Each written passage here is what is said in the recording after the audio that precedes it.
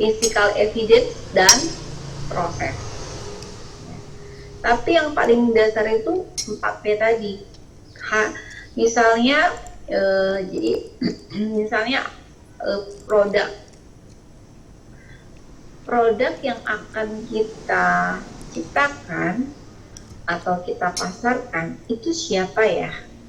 Konsumennya, usernya, ya, itu produk. Jadi kita mau produk apa nih?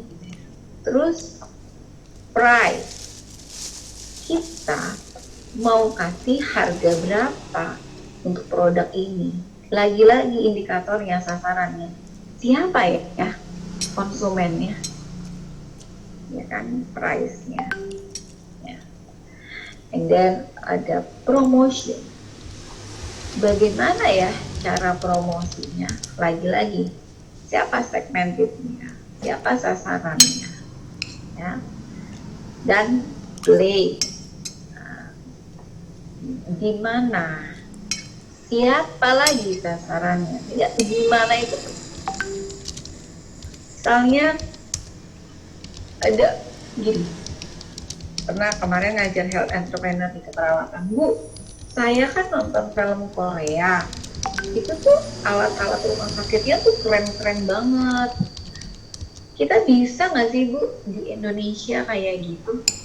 Nah, anggaplah dia misalnya pengusaha yang bertanya, kita punya duit sekian miliar, saya mau bikin rumah sakit canggih dengan alat-alat canggih, ya, bisa aja. Tapi kita kembalikan produk-produk tersebut, nanti yang pakai siapa di Indonesia? Terus berapa? Secara promosinya gimana? Tempatnya di mana? Itu yang paling dasar dulu. Sehingga kita bisa ciptakan itu. Ini contoh rumah sakit yang kita punya ya, RSDH namanya, Rumah Sakit Dr. Hafiz di Cianjur. Ketika Bapak mau bikin rumah sakit, itu banyak rekan kerjanya tuh ketawain. Di Cianjur, mau bikin rumah sakit play ya di Cianjur, pada ketawa gini, ya mau bikin rumah sakit di Cianjur, siapa yang mau pakai? Orang mah bikin rumah sakit di kota. Ini yang ngenyek di depan saya sendiri, ngenyek temennya sendiri. Cianjur mah siapa yang mau pakai? Itu mah mau jualan juga nggak laku. Orang mah kalau rumah sakit di kota yang banyak orangnya gitu. Nah, dia nggak belajar. Pertama, kita lihat peluang. Cianjur itu adalah salah satu terdekat dari kota Bandung, ya. Oh, dari Jakarta jauh. Pertama, kalau kita bikin rumah sakit di Jakarta, sudah tidak ada lahan sekian hektar untuk bangun rumah sakit. Mau di mana di Jakarta udah nggak ada. Kalaupun ada, mahal pasti per meternya. Dan udah nggak ada. Yang kedua, kompetitornya banyak sekali, sangat banyak. Apalagi kalau untuk rumah sakit pemula, mungkin alat masih terbatas dan kompetitor ya. Tetapi pas di Cianjur, hanya ada satu rumah sakit di Cianjur, namanya RSUD Cianjur. Nggak ada lagi rumah sakit swasta yang besar, orang harus ke Bandung. Itu pun Hasan Sadikin. Tuh, dia tidak membaca peluang. Lalu, dia akhirnya kita menciptakan rumah sakit tersebut. Tapi, pelayanannya juga nggak yang alatnya tuh mahal-mahal. Karena dilihat, oh sasarannya kan orang banyak daerah juga, price-nya harus sesuai. Oh, tapi pas dilihat produknya ada skincare, ada apa, ternyata di sana juga masyarakatnya tuh concern sama kecantikan, kan? Cianjur ya.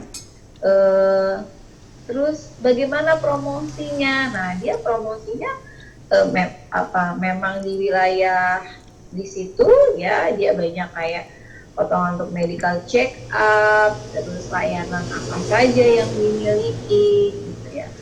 Dan tempatnya juga strategis, jadi persis di pinggir jalan ya. Dan ternyata memang banyak yang keluarga pasien yang dari Bandung itu ke sana. Gitu. Ya, walaupun memang juga ramai juga dengan BPJS ya. Dan rame gitu. Maksudnya profit sampai sekarang. Jadi apa yang disampaikan orang yang tadi mengecilkan itu tidak terbukti ya, tidak terbukti seperti itu. Nah, dari keempat tersebut lalu ditambah kami ke 3 lagi, namanya people, physical evidence base, dan proses 3. Apalagi dalam pelayanan kesehatan ya. Jadi 7P itu merupakan perkembangan ya, atau perpanjangan dari strategi 4T tadi ya. Dan di rumah sakit produk itu bukan cuma barang lah, tapi lebih ke jasa ya. Lalu promosi di era sekarang ya, kebetulan suami saya orang marketing, ternyata dia itu kantornya pun mengalihkan ya, salah satu iklannya itu di TikTok gitu. Dan itu ini loh, bisa menjadi viral ya. Dan itu kita harus bayar orang siapa yang followernya banyak gitu ya. Followernya banyak, makanya kan blogger-blogger atau YouTuber gitu ya, itu dibayar tergantung dia followernya berapa ya, terus image-nya seperti apa, karena akan membawa brand. Ini saya kasih contoh deh yang di perusahaan suami saya. Perusahaan suami saya itu di bidang makanan dan minuman untuk segmentednya anak-anak keluarga. Suatu ketika suami saya waktu itu ikut ada acara di sekolah anak saya. Ada pendongeng namanya, mungkin pernah lihat di YouTube atau apa, namanya Kak Awam. Kak Awam itu pendongeng dan bisa menirukan suara robot, suara aneka macam binatang, semua bisa. Dia berpikir, oh promosinya lewat dongeng, bagus juga ini. Dan kontrak sama Kak Awam itu, akhirnya emang rezeki ya, rezeki orang kita nggak ada tahu ya. Lalu Kak Awam itu di kontak ya sama pihak perusahaan untuk bekerja sama bagaimana, sampai akhirnya punya program yang namanya Kampung Dongeng ya. Jadi sambil promo plus sambil edukasi. Jadi di tiap titik-titik daerah itu punya wilayah kampung dongeng. Terus dia punya kaderisasi para pendongeng-pendongeng lokal di wilayahnya. Diberi pelatihan juga gitu, agar pendongeng yang dasarnya sudah mendongeng biar konsepnya sama gitu. Jadi dan masuk ke sekolah gitu. Selain dikasih makanan minuman gratis, tapi ada faktor edukasi dengan mendongeng, sehingga artinya semua anak-anak Indonesia gitu ya, walaupun memang belum merata titik-titik daerah, merasakan hal yang sama. Oh, dapat pendongeng seru ke sekolah, bukan cuma sekolah anak-anak swasta di kota, di daerah-daerah juga. Dan itu ternyata sangat meningkat gitu karena di promosi dengan cara yang baik, positif seperti itu. Jadi apalagi kalau kita di bidang kesehatan ya, cara promosinya itu sambil edukasi. Kalau kita lihat produk komersial sekalipun ya, teman-teman ya, seperti Pepsodent, Lifebuoy ya, cara iklannya itu edukasi dengan kesehatan loh. Kalau Pepsodent itu kan sikat gigi ya, malah mau tidur bareng ayah gitu kan, challenge ayahnya sikat gigi enggak kan. terus sabun, Lifebuoy cuci tangan. Nah itu kan mengedukasi ya, dan untuk Lifebuoy dia juga kasih sponsor ke sekolah-sekolah cuci tangan. Itu produk komersil. Bagaimana dengan produk sosial kita? Nah, itu dengan kita di mata kuliah health entrepreneur ini, ya, di usaha pengusaha di bidang kesehatan. Nah, jadi promosinya harus juga bersama edukasi. Gitu. Nah, okay.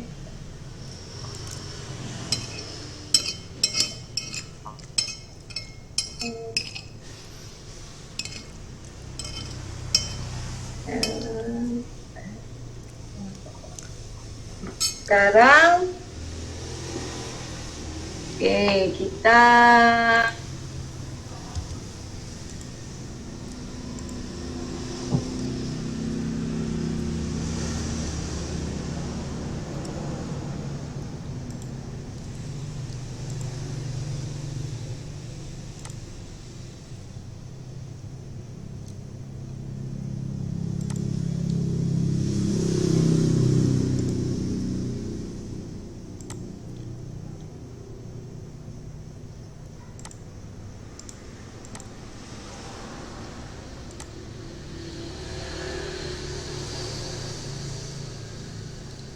Saya tidak, Bu. oh gitu. Nah, oh enggak, tapi tahu enggak beritanya, Mbak? Sedikit tahu, Bu. Oh, ada yang masih gini nggak? Ih kenapa sih gitu? Nah, ini kita sama-sama menyimak lah ya. Ya, sebentar saya buka dulu ini filenya. Nanti kita simak tentang si branding ini dan hak kekayaan intelektual.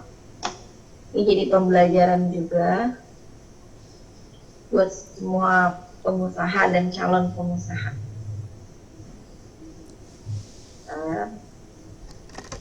Saya share screen ya, saya share screen. Oke. Nah, udah nampak YouTube-nya? Sudah, Bu. Ya. Kita simak bersama ya agar kita mengerti dalam berusaha bagaimana menjadi startup. Suaranya nggak ada ya, suaranya dari iklan.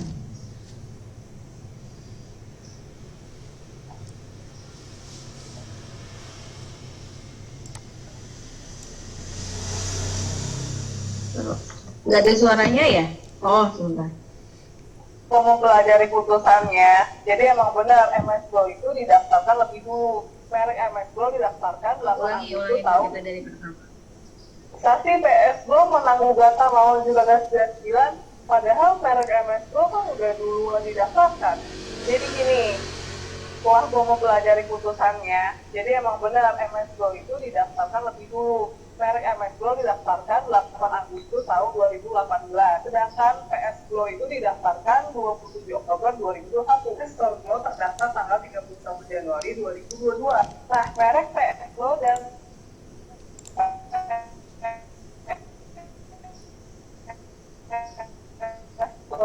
Glow ini didaftarkan guna di persidangan itu terungkap fakta. Merek dagang punya para tergugat yaitu juga Kasida dan kawan-kawan terdaftar dengan nama MS Glow Cosmetic Skincare untuk golongan kelas 3. Nah, menurut majelis penggunaan merek dagang itu nggak bisa potong-potong, tapi harus lengkap sesuai dengan nama yang terdaftar.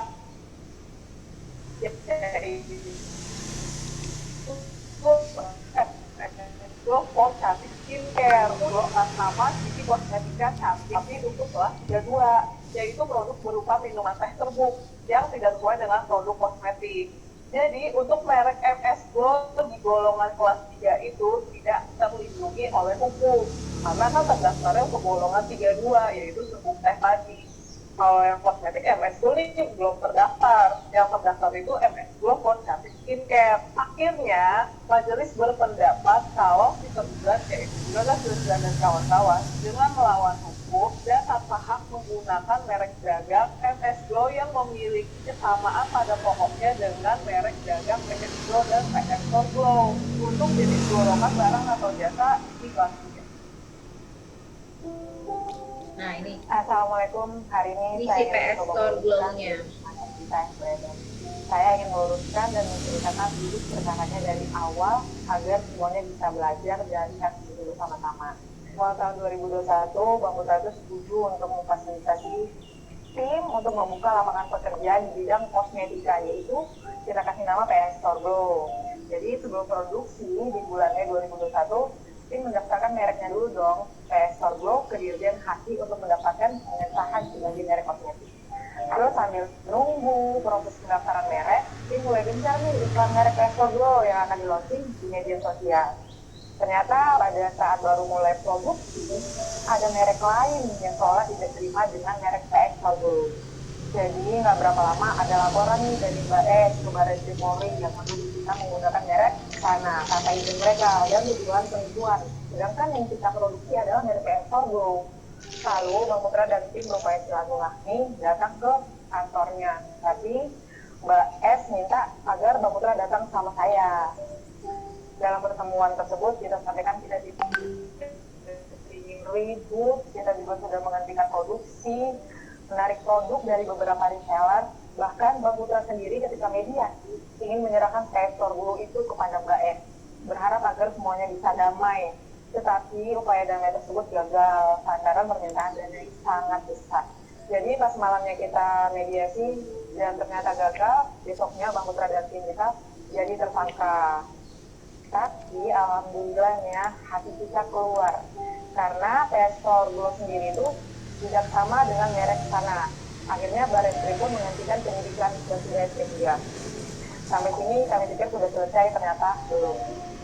Nah, setelah SP3 dan pemberhentian penyidikan, produksi juga sudah berhenti atas permintaan mereka. Ternyata ketika kita umroh, Mbak S mengajukan gugatan pembatalan merek PS Store Glow pada kita, pada pengadilan niaga di Medan, dengan alasan menyerupai merek mereka.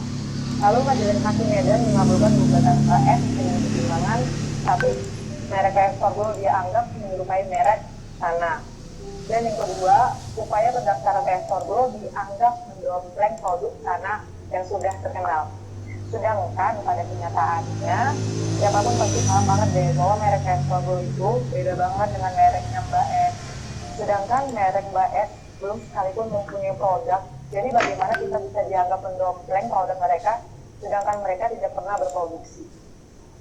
Nah, kalian pasti pada bingung kan? Oke, biar aku jelasin. Jadi, merek kosmetik yang selama ini diproduksi mereka, setelah merek tersebut kita cek, ternyata terdaftar untuk kelas 32, yaitu minuman serbuk instan, bukan untuk kosmetik yang semestinya kelas 3.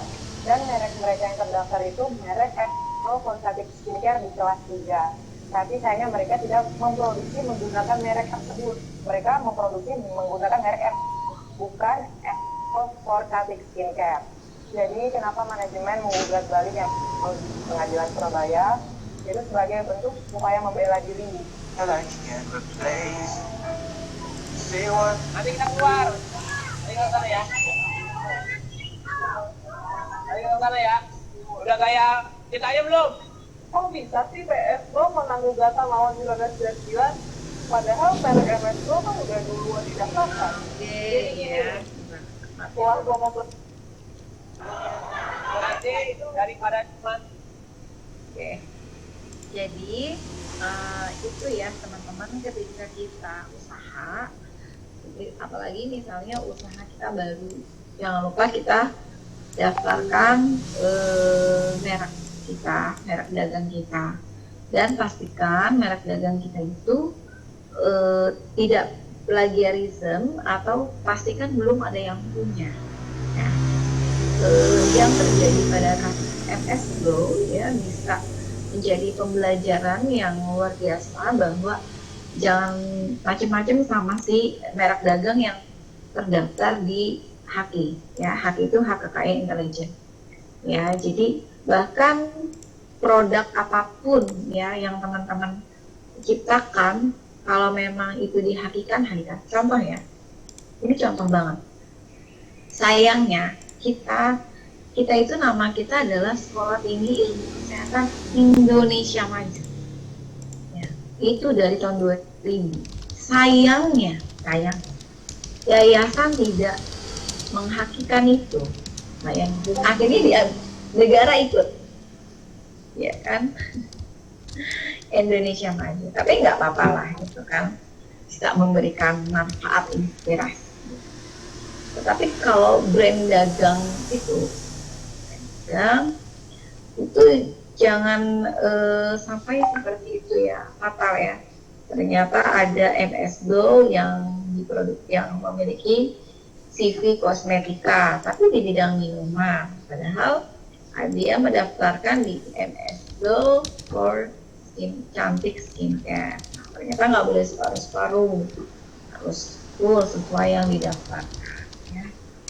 Dan ternyata kabar terbaru, kasihan juga ya. Di Juragan 99 itu suaminya diduga cerai oleh istrinya. Karena udah jatuh, tertimpa tangga pula. Jadi seru kalau bahas kasus itu di orang-orang yang sedang ataupun orang-orang yang di bidang marketing itu seru ya. Nah, sekarang kita ke sini ya.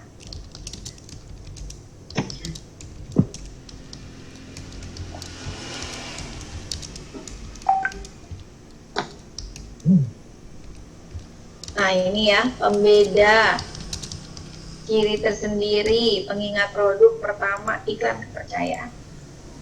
Tapi jangan salah, IPS Store Glow itu kalau misalnya nanti dia mengembangkan diri ya, orang akan image-nya apa sih? Saya bukan orang MS Glow ya, saya juga nggak menggunakan MS Glow ya. Orang akan berpikirnya, jahat banget sih lo usaha, ya nggak sih? Si MS Glow usaha dari 2018, dia baru 2001-2022, dimatiin usaha orang. Gimana tuh image-nya? Oke. Tapi kita kembali ke sini ya. Pembeda, apa yang membedakan dengan orang? Makanya tadi dia digugat, kenapa dianggap sama dari produknya, bahan-bahannya. Terus kita punya ciri tersendiri, pengingat produk pertama, iklan kepercayaan. Di tempat makan aja deh, KFC dan McDonald sama-sama ayam, tapi mereknya beda. Nah, dia memiliki pembeda apa? Tempat. Mau tempatnya di Bogor, di Kalimantan, di Sulawesi, di Palembang, pasti mereka punya ciri khas tersendiri. Ya mau di mana, itu pasti mereka punya dari segi warna, desain ya. Orang udah tahu image-nya, punya ciri, oh ini lagi bisa. Dan kalau bisa, yang pertama, makanya tadi kenapa si PS Store Glow itu dianggap mendompleng, karena kayak PS, MS, Glow gitu ya. Nah, kalau bisa adalah yang pertama. Terus untuk iklan, nah bagaimana orang tuh terpapar gitu sama dari mulai nama, produknya, dan tentunya membangun kepercayaan. Oke. Merek yang kuat sebagai pengingatnya. Orang mengingat suatu barang berdasarkan yang pertama kali diketahui, ya, sehingga lalu menciptakan identitas kuat. Ini saya jujur nih, kita misalnya untuk Stikim ya, Stikim itu, ya, itu dikenal banyak banget, ya, karena salah satunya di bidang keperawatan kita tuh mendapatkan penghargaan UPOM tertinggi, ya, lulus UPOM tertinggi. Gitu juga, bidan juga mahasiswa kita banyak dari mana-mana, dari NTT, Flores ya, jauh-jauh sekali semua, dan mahasiswa prodi lain tuh sampai jadi banyak banget ya dari alumni atau siapapun dia cerita, saya ke daerah ini, oh Stikim gitu, itu dikenal dan dikenalnya tuh Stikim. Nah, ketika kita berubah menjadi Universitas Indonesia Maju, oleh karena itu kita sekarang benar-benar lagi mengepakkan sayap kita kembali supaya orang tuh sekarang udah Universitas Indonesia Maju, Universitas Indonesia Maju, udah berubah, supaya orang udah mulai lepas-lepas move on dari bikin itu, karena udah identitas kita tuh udah kuat banget di dengan brand bikin. Merek pertama, nah ini nih ya, ada yang pernah tahu sejarah Aqua? Pernah baca? Dulu nih pendiri Aqua ketika mau menciptakan Aqua diketawain, dinyek air putih kok dijual. Nah, air putih kok dijual, kenapa dia mau beli air putih gitu.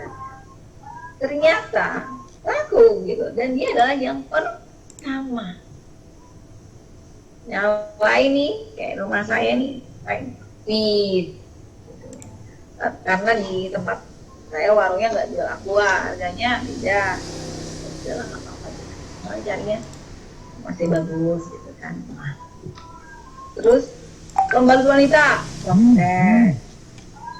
kan, dan banyak deterjen Rinso, Sanyo. Nah, akhirnya ya ini ya bener nih, Waferstik, Astor, sekarang kan udah banyak apa segala macem gitu ya, maka terus.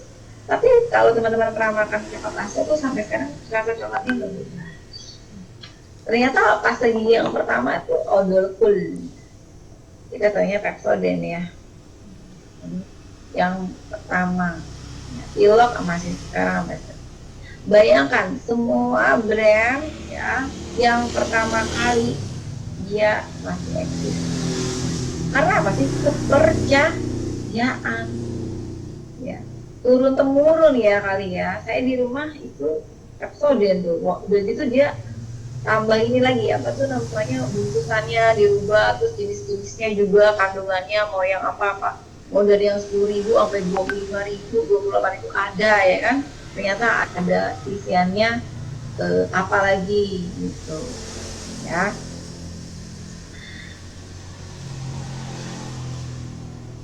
Nah ini C, copyright, hak cipta ya, harus legal. R, terdaftar ya di HAKI.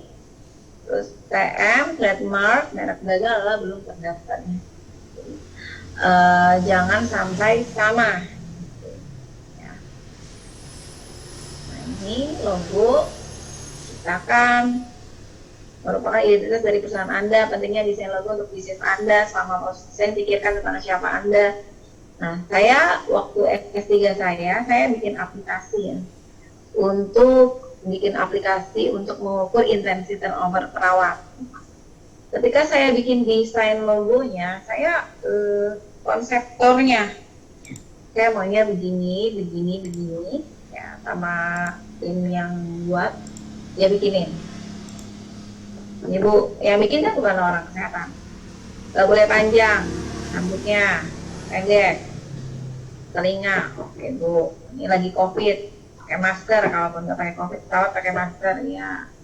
Baju yang cewek gini, cowok gini ya, oke.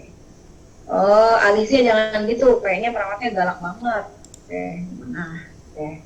Sampai warna biru gitu ya, biru putih. Kenapa? Karena kalau dari unsur psikologi, biru itu adalah menenangkan, kan, adem, sampai begini. Dan saya pastikan gambar itu nggak ada yang, logo itu nggak ada yang begitu ya.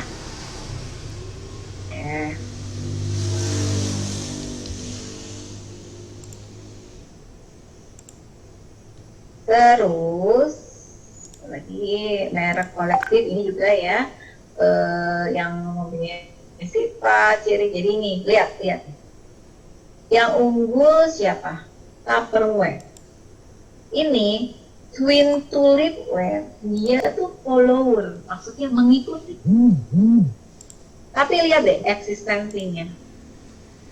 Mungkin Tulipware masih ada, tapi saya nggak tahu di mana. Tapi Tupperware, bayangkan, hampir di komplek-komplek itu pasti ada yang jadi jual Tupperware. Ya, bahkan yang memang apa namanya, cabang-cabang kecilnya juga udah keluar negeri, kemana-mana, modalnya harus besar. Tapi orang tuh kayak percaya gitu sama mutunya. Dan dia selalu update model, warna, ya kan? Nah, si Tupperware ini perusahaan Amerika, namun pelanggaran terjadi saat perusahaan yang berada di Bandung meniru nama Tupperware menjadi Tulipware. Dua nama terdengar mirip, tulisan Tulipware dengan tulisan Tupperware. Desain produknya pun terlihat mirip dengan Tupperware. Tentu saja pelanggaran ini sangat merugikan pihak Tupperware. Hal ini memberikan pengaruh negatif.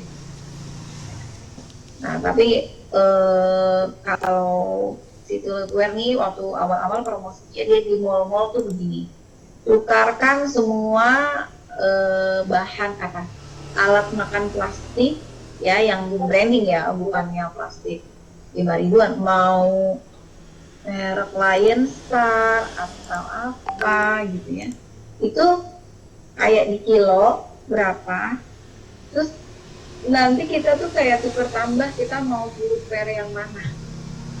Itu ternyata ibu-ibu menyukai itu, dia langsung bongkar lemari.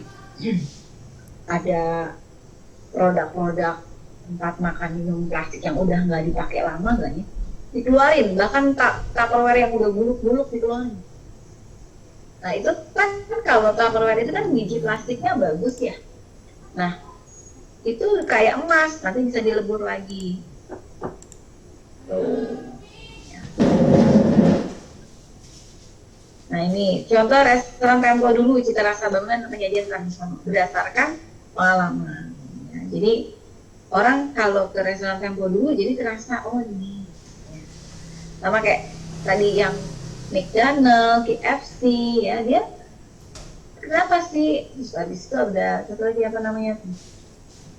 AW ya kan. Nah itu mereka beda-beda tuh ya kan. Kenapa? Berapapun harga yang ditawarkan tetap dibeli oleh pelanggan. Ini yang tas-tas mahal ya. Tas merek Hermes, Coach, Pedro, Fossil ya, handphone, iPhone, nah. iPhone ya, mahal. Ini beli, ada yang beli. Ini saya mau cerita. Di Margonda itu ada tempat makan baru namanya Mie Gacoan. Mie Gacoan tuh kayak Indomie gitu kali ya, tapi banyak topping aneh apa macam-macam gitu. Harganya murah, 15.000, 17.000. Antrinya itu sampai ke jalan, mobil motor rame. Terus saya bingung, kok rame ya? Itu nama menunya serem, pocong, kuntilanak, apa gitu loh.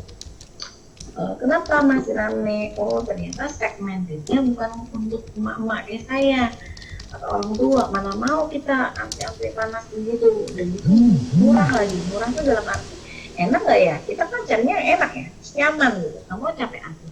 Ternyata segmentednya adalah remaja, jadi remaja SMP, SMA, anak kuliahan, uang jajannya kan terbatas nih mereka.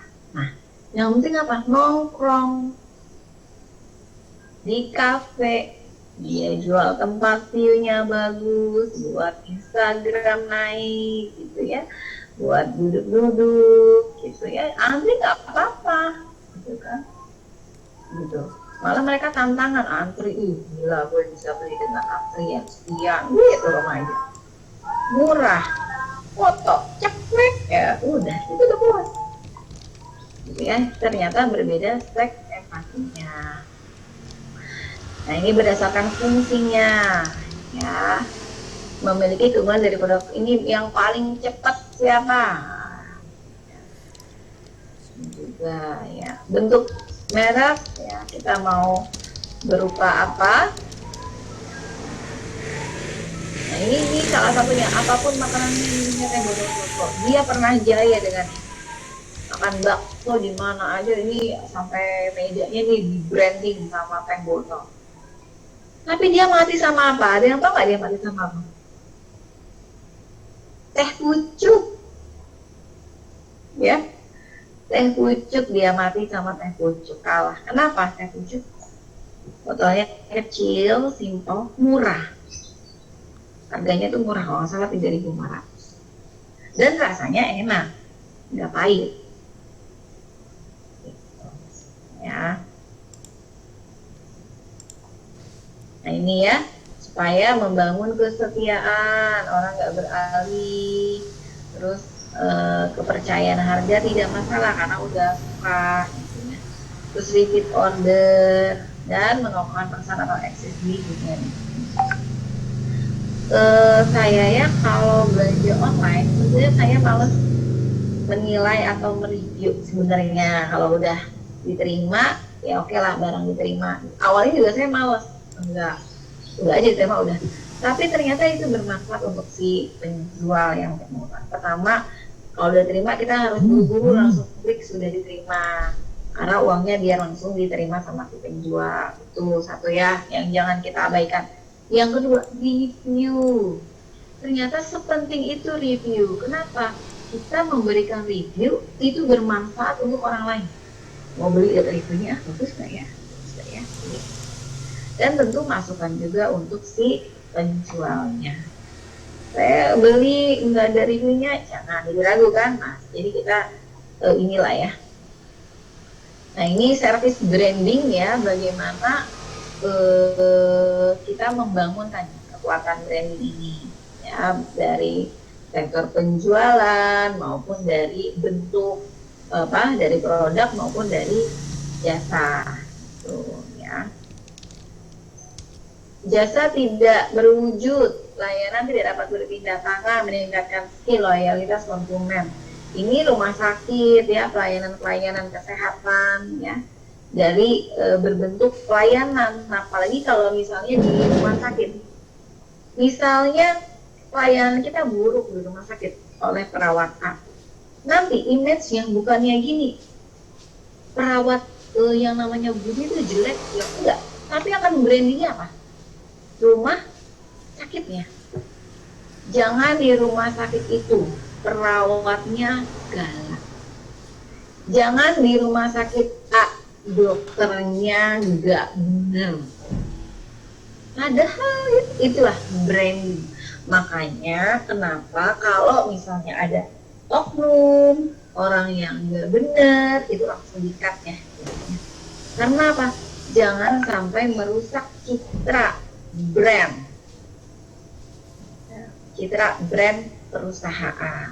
Orang-orang yang bermasalah, contoh nih kasus apa yang menikah sama pembantunya itu loh, Mawar ya kan, Mawar Afi, suaminya selingkuh kan, menikah sama ART kan, pengasuh anaknya, terus dia langsung dipecat dari perusahaannya, CEO ya. Dia kan udah CEO sama perusahaan apa di bidang apa gitu dia. Bahkan dia kayaknya di bidang keluarga gitu dipecat karena apa? Gak sesuai nih sama branding perusahaannya, sama kelakuannya dia.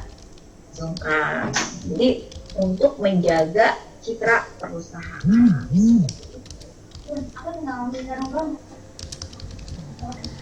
Oke, bagaimana Bapak Ibu? Ada pertanyaan?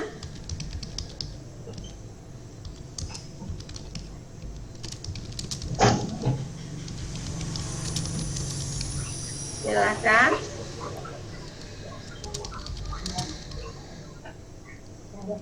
Silakan.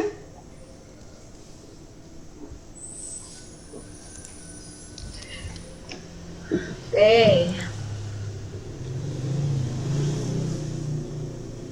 Jadi nanti ada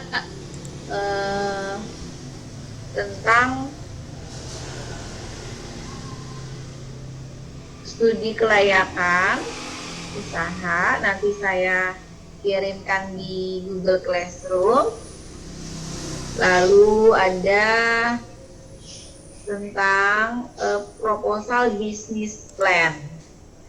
Nah, nanti dari proposal business plan itu teman-teman, ini UASnya ya, Bapak Ibu ya. Oke.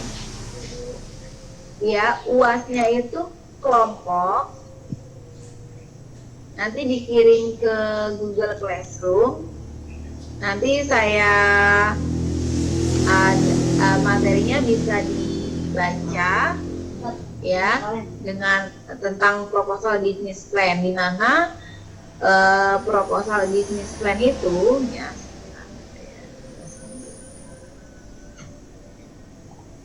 Nah, dengan analisisnya dengan analisis SWOT. Misalnya Bapak Ibu ingin produk apa? Ini kenapa? Apa kekuatannya, apa kelemahannya? Ya. Nah, ini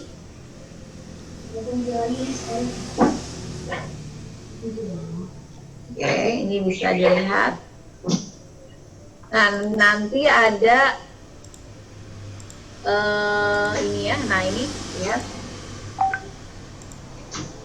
Maksimal 5 halaman, nggak boleh lebih ya.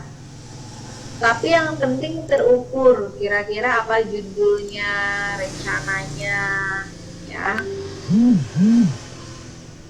Nah, seperti ini. Dan bebas, tidak apa namanya, tidak harus ini. Dari mulai misalnya Bapak Ibu mau bisnis apa di rumah, perumahan, apa hal-hal kecil aja gitu. Yang penting idenya tadi, gitu ya. Tentu misalnya memang ini dipikirkan dengan baik, tentu nanti proposalnya tidak akan saya sebarluaskan, karena mana tahu memang proposal itu dijalankan ya sama Bapak Ibu ya, memang pengen usaha itu ya. Ya. Kalau dilihat nih, saya kalau di jalan nih ada minuman kopi-kopi gitu kan, dari mulai janji jiwa, janji kenangan, terus dari hati gitu banyak. Ada lagi sekata kopi apa-apa. Itu saya bingung gitu loh. Kasian amat nih brandnya ya. Bagaimana cara dia membangun brand ini supaya dikenal di hati masyarakat? Gimana cara marketingnya? Dia tuh kasihan banget. Dia follower aja gitu. Orang taunya janji jiwa, janji kenangan, kopi kenangan. Coba Bapak Ibu lihat yang sekarang lagi tren, SCBD, Citayam Fashion Week, ya. Persis di belakangnya itu coffee shop janji jiwa. Itu bener-bener rezeki banget, dia durian utuh ya. Jadi saya lihat kemarin di Instagram, Ridwan Kamil ikutan fashion show, janji jiwa di belakangnya, coba. Siapapun yang lewat itu janji jiwa itu kesorot, sampai akhirnya dia keren sih, dia kasih sponsor buat anak-anak Citayam Fashion Week itu, dapat yang menang 500.000 itu loh, ajang promosi dia gila banget itu yang punya store di situ, aduh kayak mungkin nggak nyangka akan kayak gitu ya, masuk tiap hari itu brandnya itu tanpa dia ngiklan coba ya. Itu rezeki turun dari langit banget itu bagi pengusaha ya, itu keren banget karena dia bisa jadi murahin harga, orang sekedar mau buat duduk nongkrong gitu kan. Kemarin juga saya lihat istrinya Mbak Imuang ikutan fashion show, itu kesorot sendirinya tuh si janji jiwa, kan nggak mungkin di blur juga gitu, memang karena harus di apa adanya situasi di tempat wisata gitu ya. Ininya di GCR-nya kan udah saya bikinkan ya. Oke, jadi nanti materinya saya kasih 3 materi tersebut. Yang hari ini konsep branding, lalu ada proposal business plan, ya, lalu ada ini inovasi dalam bidang entrepreneur. Ini, jadi nanti 3 materi tersebut saya share di Google Classroom ya. Oke, deadline untuk UAS, apa bisa saya buat deadline di 6 Agustus Bapak Ibu, 2 minggu.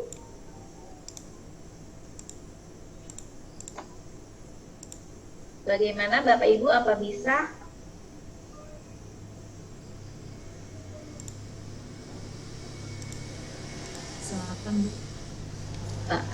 Jadi ibaratnya biar closing ya, pokoknya di awal Agustus udah selesai gitu ya. Ya, Bu. Ya, baik. Oke, terima kasih Bapak Ibu atas waktunya dan saya mohon maaf atas segala kekurangan ya, kehilafan selama kita bertatap muka lewat Zoom ya. Semoga suatu hari kita bisa ketemu ya dalam kenyataan dalam dunia offline ya, entah kita ketemu di kampus atau saya ke sana atau paling pahit kita ketemu nanti wisuda. Amin, amin, amin ya robbal alamin. Amin, amin. Nah, itu saja Bapak Ibu, terima kasih atas perhatiannya. Selamat malam ya. Assalamualaikum warahmatullahi wabarakatuh. Waalaikumsalam warahmatullahi wabarakatuh.